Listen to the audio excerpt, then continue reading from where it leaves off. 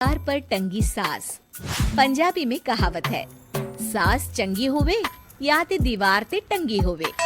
संगीता की शादी भी एक ऐसे ही घर में होती है जहां उसकी सास दीवार पर टंगी होती है।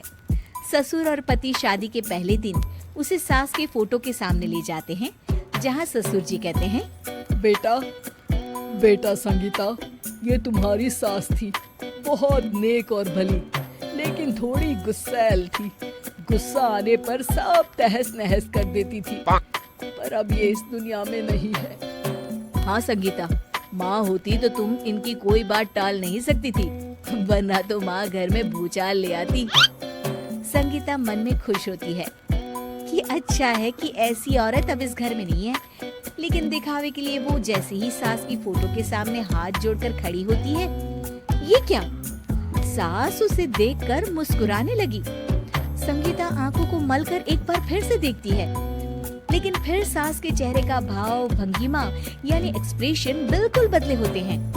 वो अपने पति और ससुर को कहती है, माँ की तस्वीर तो स्माइल कर रही है। ना ना बेटी, ये कैसे संभव है? जरूर तुम्हें कोई गलती हुई होगी, ऐसा कैसे हो सकता है? लगता है तुम शादी की सारी फॉर्मेलिटी करते करते थक गई हो, तुम्हें आराम की जरूरत है संगीता। खैर, सारे संगीता की बात को इग्नोर कर कमरे में चले जाते हैं। वैसे सास की फोटो पर एक्सप्रेशन एक के बाद एक बदलते ही रहते हैं। सुबह होती है, पति और ससुर को काम पर भेजकर संगीता कमरे की सफाई करने में लग जाती है कि तभी उसे आवाज आती है, टेबल ठीक से साफ करो। ऐसे भी कोई टेबल साफ करता है? इससे अच्छा तो ये गंदा ही था। किसी औरत की आवाज सुन संगीता दंग रह जाती है और सोचने लगती है कि आवाज कहाँ से आई। आवाज को नजरअंदाज कर वो फिर से अपना काम करना शुरू करती है, लेकिन इस बार तो आवाज बिल्कुल उसके कान के पास से आती है। मेरा घर है ये, जब तक मैं थी चमका कर रखती थी, हर एक चीज शीशे की तरह थी। तुम्हें तो ना सफाई आती है ना कुछ पता है। क्यों तुम्हें मेरे घर की जिम्मेदारी दे दी गई है? पता नहीं तुमने मेरे बेटे को क्या दिखाई दिया। मैं होती तो एक से बढ़कर एक लड़कियों की लाइन लगा देती।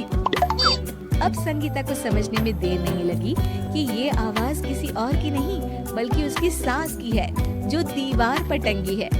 वो उसके पास जाती है और कहती है, नमस्ते सासू माँ, मुझे तो कल ही लग रहा था कि दीवार में कुछ काला है।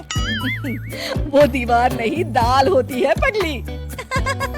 सही पकड़े हैं सासू माँ। तो क्या हो गया आपको जो आप यहाँ भी चैन से नहीं बैठी हैं? सुना मैंने आपका व्यवहार काफी गुस्से वाला था।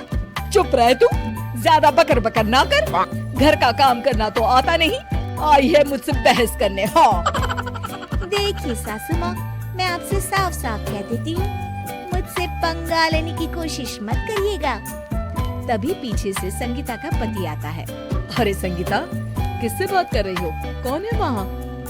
संगीता की सास की फोटो फिर से पहले जैसी हो जाती है।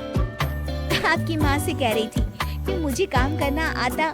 अरे संगीता, माना सास के ताने हर बहू को अच्छे लगते हैं, लेकिन यहाँ तो माँ है ही नहीं, तुम तो फोटो से ही। तुम भी लाजवाब हो संगीता। किसी को विश्वास नहीं होता कि संगीता अपनी मरी हुई सास की फोटो से बात करती है। वहीं आए दिन संगीता की सास संगीता को किसी न किसी बात पर आते जाते ताने देती। संगीता को भी अब सास के तानों और उनसे बात करने की आदत हो गई। वो कभी खानदान की कहानी तो कभी तीज त्योहार कैसे मनाए या किसी व्यंजन की रेसिपी सास से ही पूछती।